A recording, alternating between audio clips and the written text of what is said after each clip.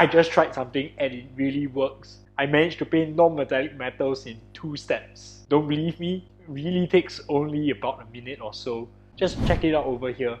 I just slapped on some Nashvac yellow, and then next, what did I do? Just a highlight of AK Gen 3 Dark Sand, and this is the result. Oh my god.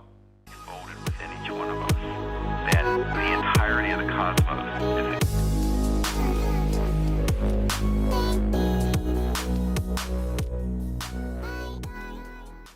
So that's it. That's all the steps that you need to paint a convincing looking non-metallic metal gold sword. And the best part about this is it's so fast and so efficient that if you ask me, I think I can do this for an entire army or maybe an entire board game that just came, such as Massive Darkness 2. I mean, because let's face it, these are going to be tabletop models and you don't need them up to a display standard. You want them to look convincing, maybe from a meter, 3 feet away, and I think that's good enough for me. So I've already shared the secret sauce of how I painted non-metallic metal gold in 2 steps. Just slap on some Nashvac yellow with a highlight of dark sand. But there is a little more than that. Yes, there's always a condition. Well, I just want to go a little bit deeper and break down some concepts of what makes a convincing non-metallic metal gold and why does these 2 steps cover all 3 criteria.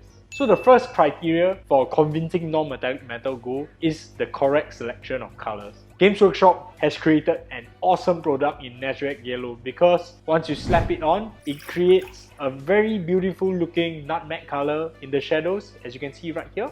Then the best part is when it dries, you can even have this fake edge highlight. This fake edge highlight actually creates a very nice thick mid-tone, which is a very vibrant yellow color that makes it a very convincing looking gold non-metallic metal color. And the next point that makes convincing non-metallic metal would be correct light placements, as you can see here. So what do I mean by correct light placements? I'm placing the lights on the model as if the light is coming from the top right hand corner to the bottom left hand corner. As such, every single highlight on this model needs to be coherent. So as you can see, even in the non-gold colors on this fallen angel, such as the black tablet that is holding, I'm also placing it from the top right hand corner to the bottom left hand corner. This gives a coherent looking effect and sells the entire non-metallic metal look.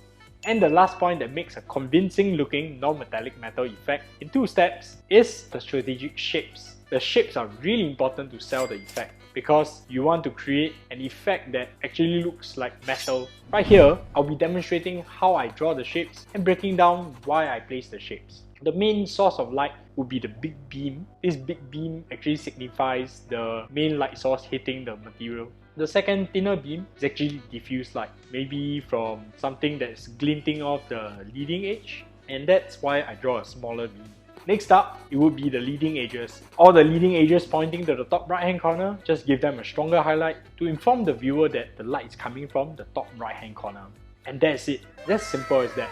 Now you can paint up entire armies or board games like I have with this effect because it's so fast and so simple and only 2 steps. So if you want to take your non-metallic metal skills to the next level, why not watch this video right here? In this video, I break down 3 simple hacks of how you can take your non-metallic metal silver to the next level.